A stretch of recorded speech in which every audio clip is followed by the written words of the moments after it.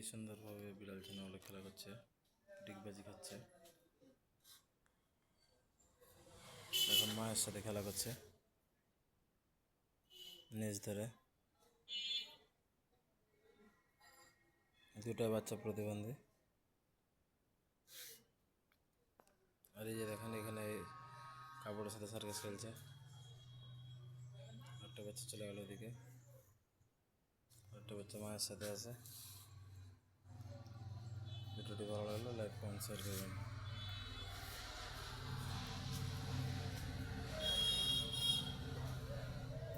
তার চোখগুলো দেখেছেন কি সাংঘাতিক।